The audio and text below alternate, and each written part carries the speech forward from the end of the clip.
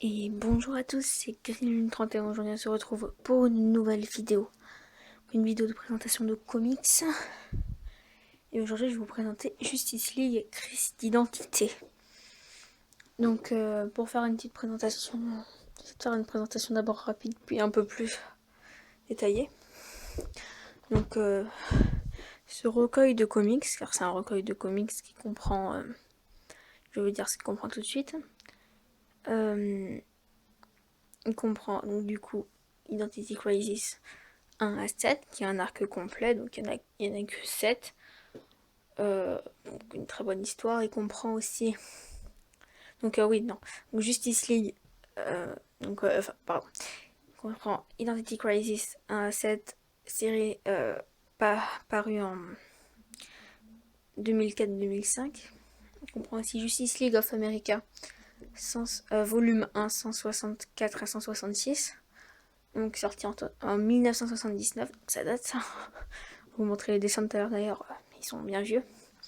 Et Justice Society of America 64, sorti en, je sais pas, en 2004 ou en 2005, je sais pas, mais en tout cas, ça se passe, en fait, si vous voulez, l'épisode est inclus dans l'arc narratif Identity Crisis.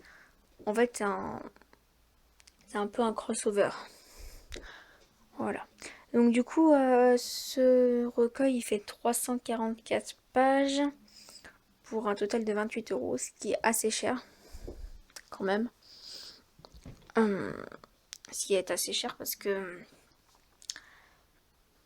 bah, je sais pas, ça fait même pas le double d'un comics à 15 € quoi. Enfin, bon, normalement, 344, j'aurais plutôt vu à 25 voire 22,50 celui-là.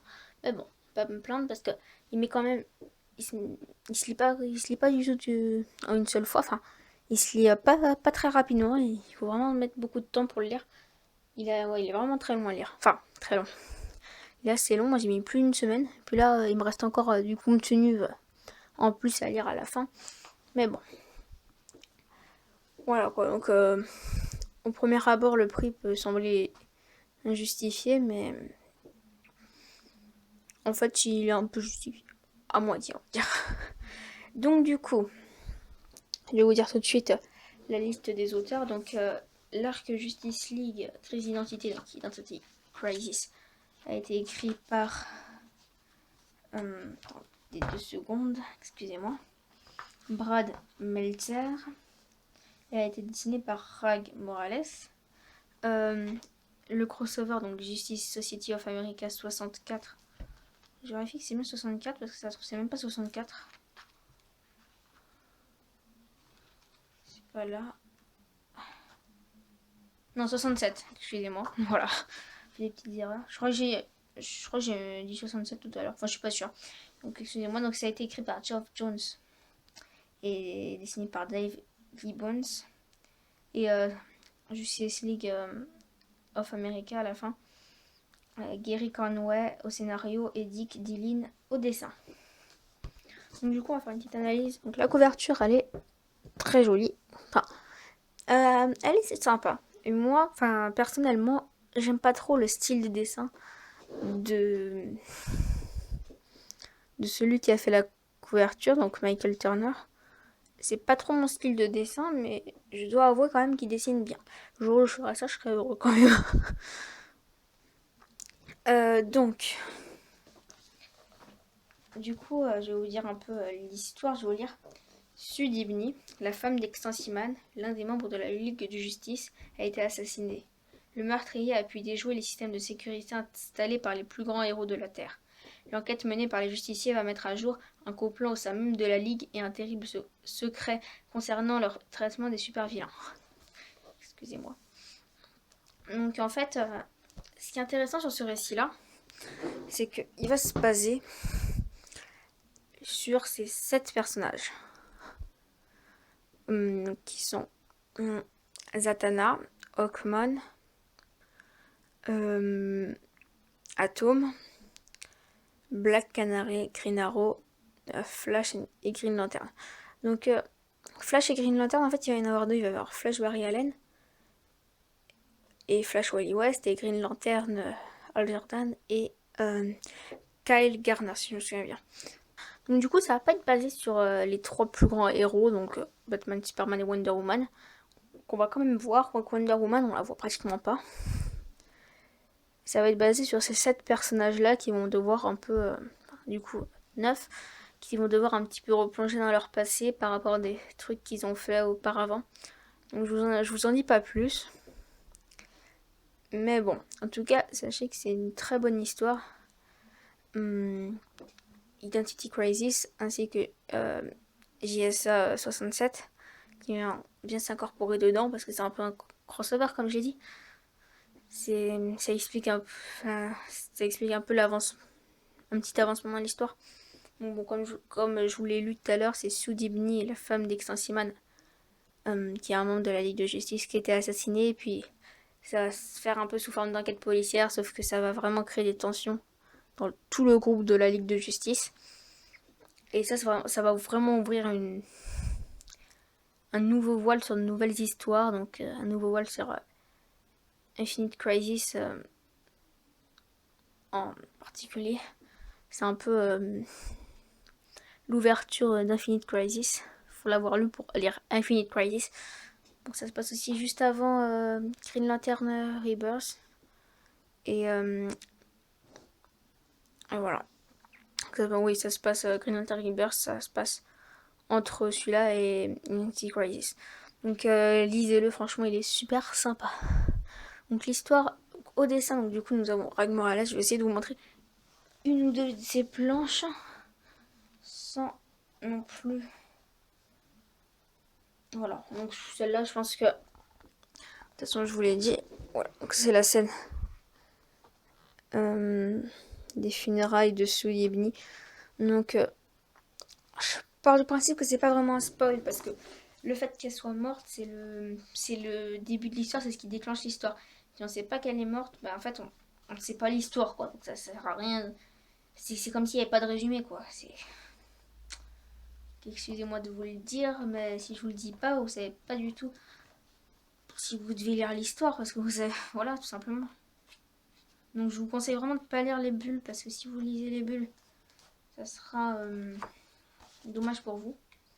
Attends, du coup je vais vous montrer Dave Gibbons, c'est dessins pour le JSA 65, donc voilà, pour regarder Superman. Je passe vite fait.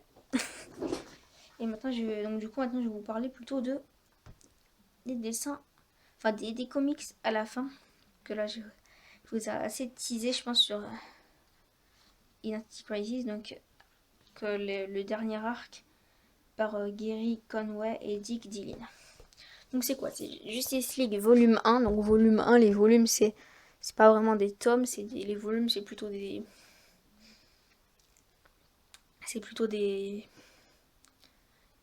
les numéros quoi. Par exemple, je sais pas. Par exemple là c'est le volume. Oh. Petit fail.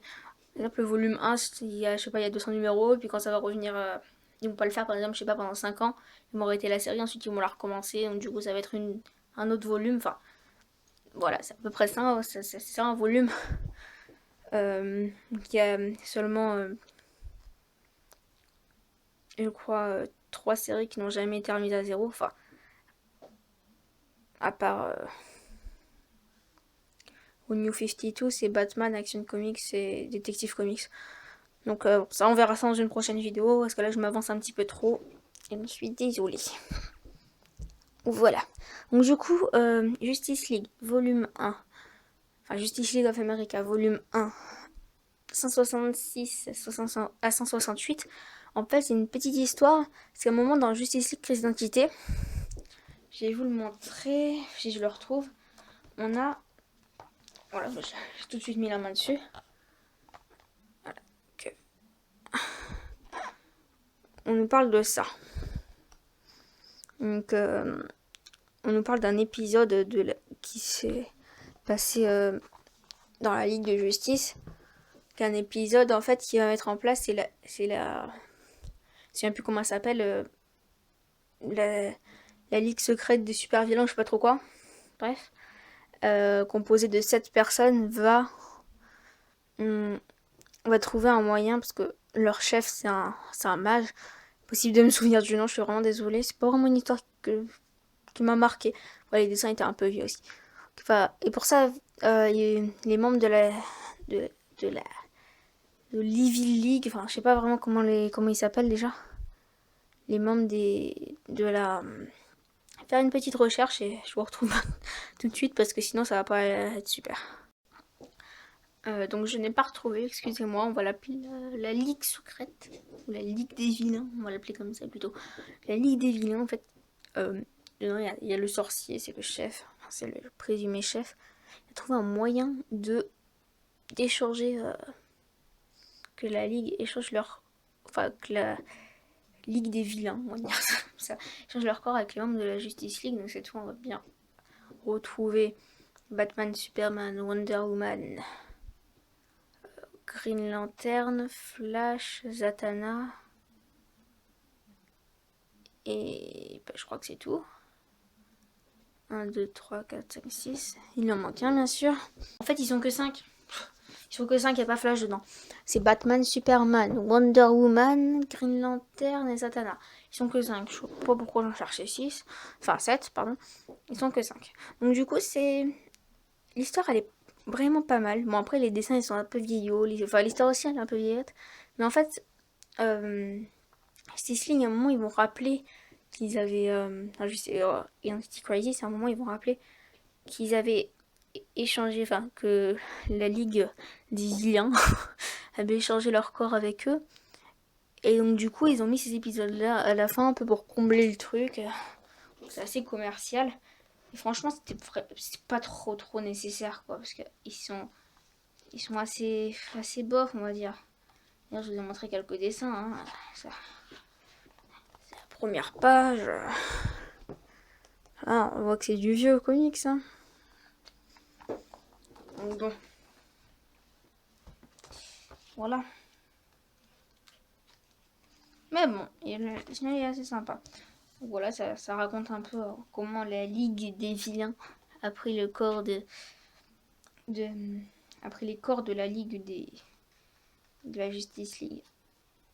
Et puis ensuite, donc du coup, il nous reste quelques pages.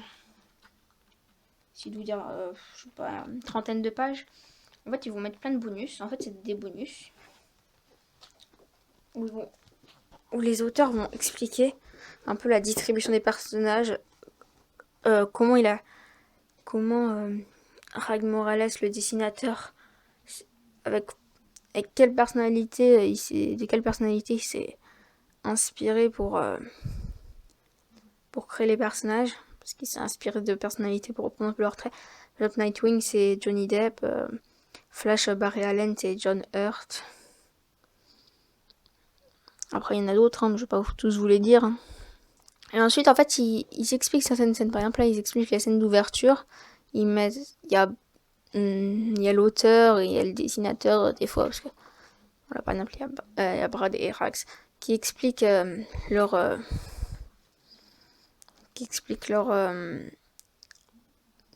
leur ressenti sur la scène, comment ils l'ont créé et tout ça. Et puis des fois, il y a des petits extraits du script.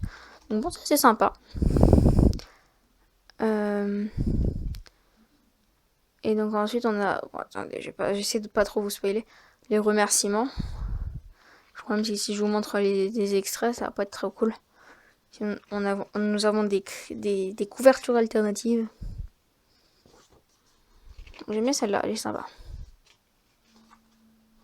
Toujours Michael Turner, mais je préfère celle-là que l'autre perso. Des biographies des auteurs. Et voilà. Donc voilà, c'est déjà la fin de cette vidéo. Là, je pense qu'elle aura duré quand même longtemps. Un petit quart d'heure. Bon, j'espère qu'elle vous aura plu. Donc n'hésitez pas à mettre votre avis en pouce bleu, en pouce rouge, en commentaire, tout ce que vous voulez. Et sur ce, je vous dis à la prochaine pour une prochaine vidéo. C'était Grillune 31. Allez, salut tout le monde.